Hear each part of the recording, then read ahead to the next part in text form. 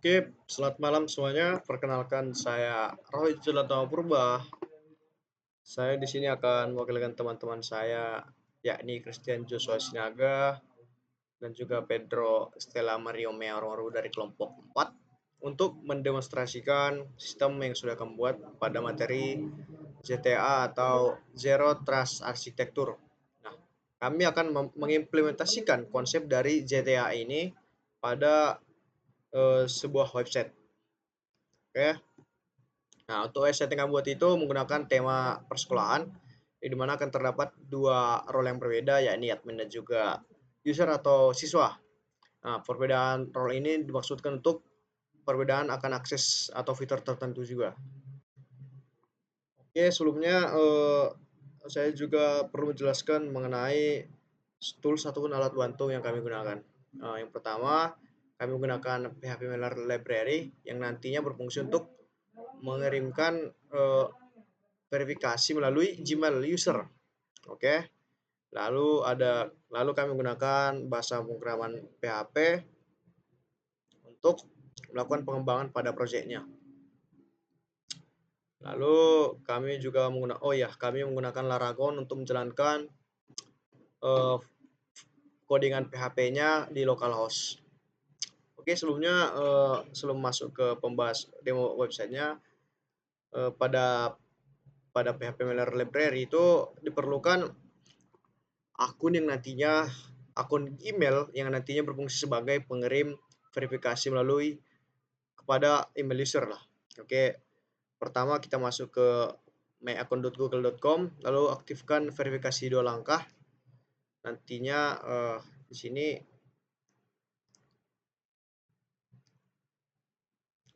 masuk ke aktifkan verifikasi 2 langkah. Setelah verifikasi 2 langkah aktif, masuk ke sandi aplikasi. Oke, setelah masuk sandi aplikasi di sini nanti akan diminta nama aplikasi yang akan dibuatkan sandi aplikasinya. Karena di sini saya sudah buat yaitu project ZTA selaras dengan project yang saya kerjakan saat ini. Oke, nanti setelah membuat sandi aplikasi, maka Google account ini akan mengenerate password acak yang nantinya akan kita masukkan ke database. Nah, di sini database.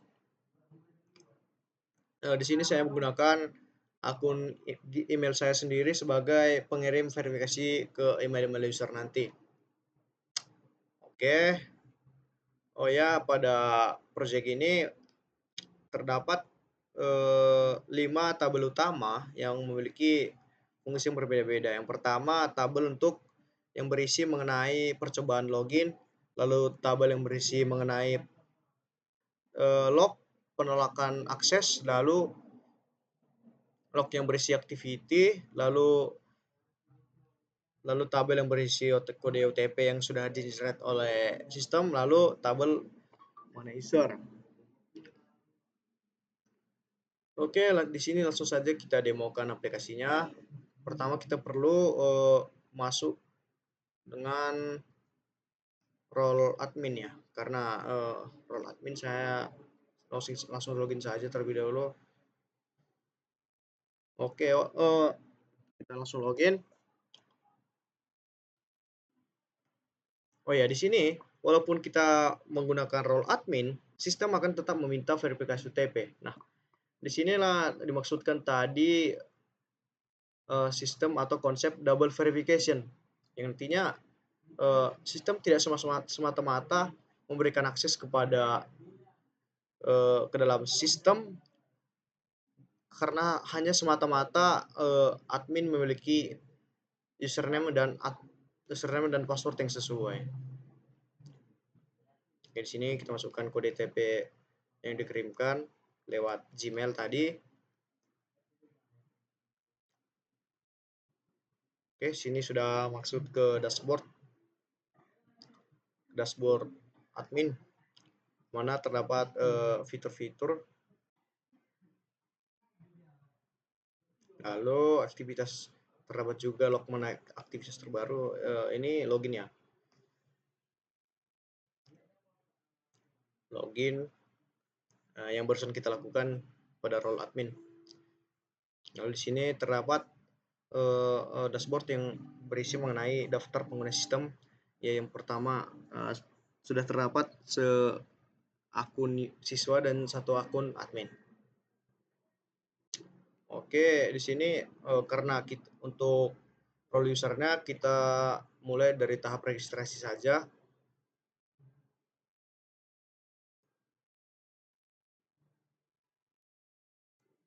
Registrasi, misal kita ketikkan di sini namanya Sumalah.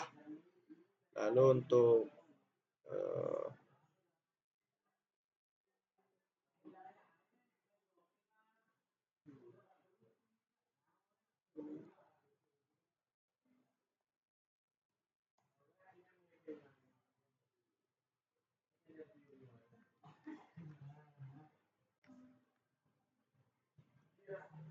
di sini sudah berhasil daftar. Coba kita login dengan akun yang baru saja kita daftar. Tadi namanya Sumalah. Lalu di sini sudah ya. Kita login dengan role user. Oke, di sini sama seperti role admin tadi, sistem tidak akan langsung memberikan akses ke user yang login untuk masuk ke dalam sistem, tapi melakukan verifikasi, double verifikasi terlebih dahulu. Di sini kita cek ke email user untuk mengecek apakah ada kode OTP yang dikirim. Di sini ada ya. Langsung aja kita masukkan kode OTP berikut untuk masuk ke sistemnya. Di sini sudah masuk ke dashboard user. Jika kita melakukan perbandingan, terdapat perbedaan yang cukup mencolok ya dari dashboard user dan juga dashboard admin. Pada dashboard admin itu tidak ada fitur yang dibatasi atau terkunci ya. Oke, pada dashboard admin juga terdapat informasi yang mencatat mengenai aktivitas, lalu log penolakan akses ini. Ini misalkan ketika role yang dibutuhkan itu kurang untuk mengakses sebuah fitur itu. Maksud saya seperti di sini. Di sini kan terdapat beberapa fitur tergombok yang dimana memerlukan role admin, sementara di sini role kita hanya sebatas user atau siswanya. Oke, langsung aja kita perhatikan konsep dari CTA-nya. Oke, sebelumnya kita perlu mantau karena di sini kita masukkan user baru, kita juga perlu mantau dari admin.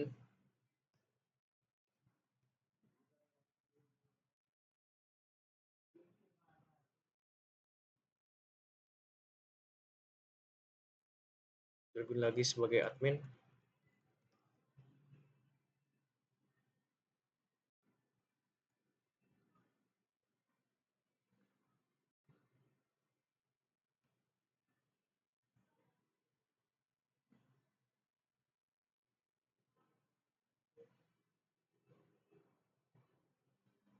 Seperti tadi, masukkan kode OTP, masuk.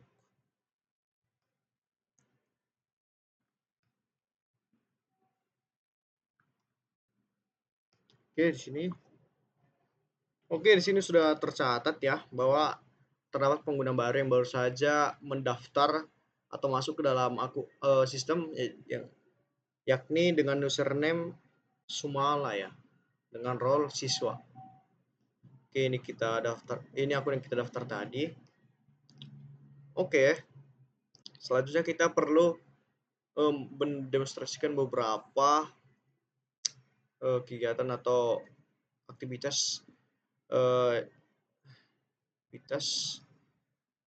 untuk men-trigger konsep dari CTA ini. Misalkan di sini kita mencoba mengakses beberapa fitur yang memerlukan role admin. Lalu apa respon dari sistem ini? Oh ya, di sini masih role admin ya. Kita lalu lagi.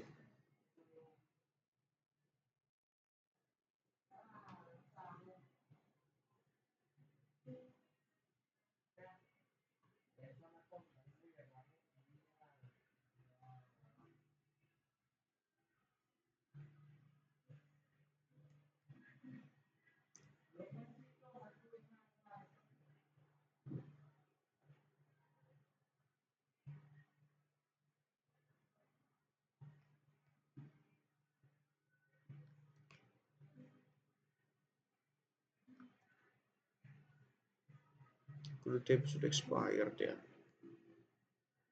Oh iya ini 20 menit yang lalu. Oh iya, sini aku tak masuk.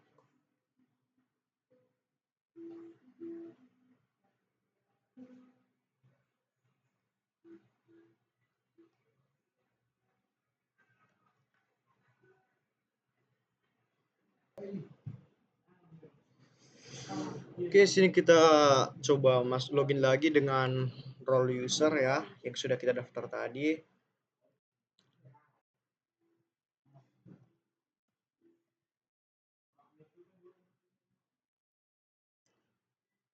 Oke, sini kita login, lalu sistem meminta verifikasi OTP.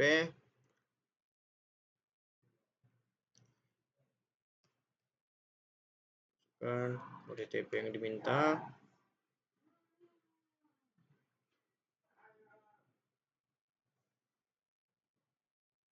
Oke, sini sudah berhasil ya, masuk dengan role admin.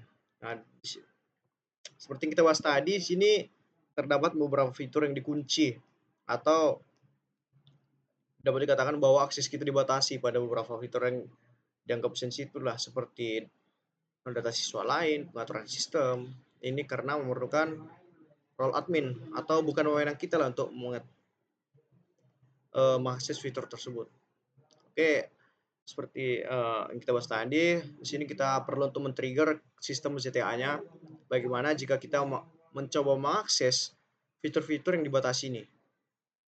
Oke, di sini sistem memberikan notifikasi atau pesan akses ditolak bahwa kita tidak memiliki akses dengan role yang kita miliki sekarang untuk mengakses database seluruh nilai siswa.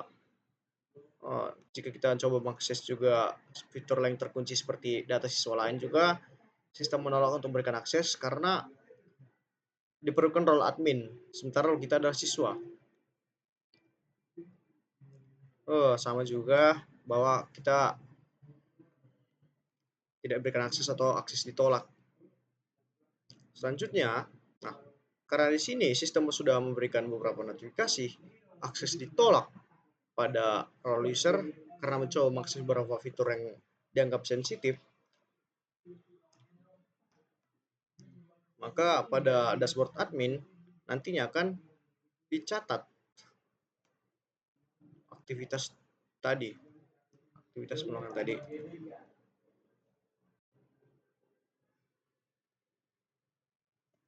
Jadi kita melakukan login lagi dengan role admin ya.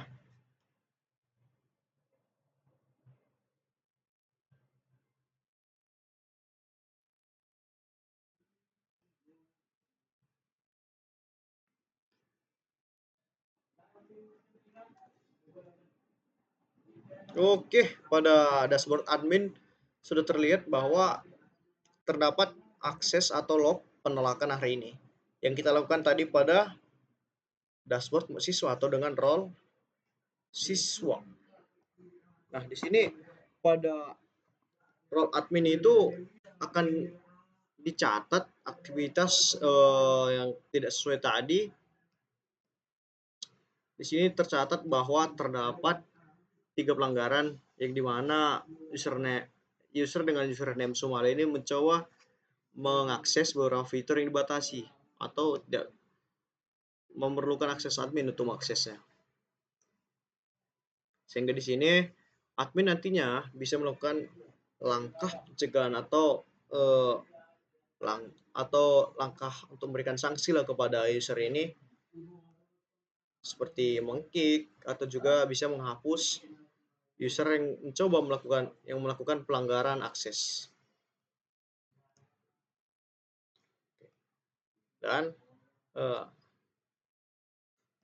pada tab user ini dan pada tab admin seperti yang saya bilang tadi, penolakan akses akan terpampang terus di dashboard admin, sehingga admin akan mempunyai wewenang penuh dalam memberikan sanksi ataupun tindakan yang sesuai dengan pelanggaran akses yang dilakukan oleh user yang melanggar akses tadi. Oke, mungkin cukup sekian demonstrasi sistem dari saya. Jika ada penjelasan yang mungkin kurang dimengerti, saya mohon maaf sebesar-besarnya. Akhir kata saya mengucapkan terima kasih.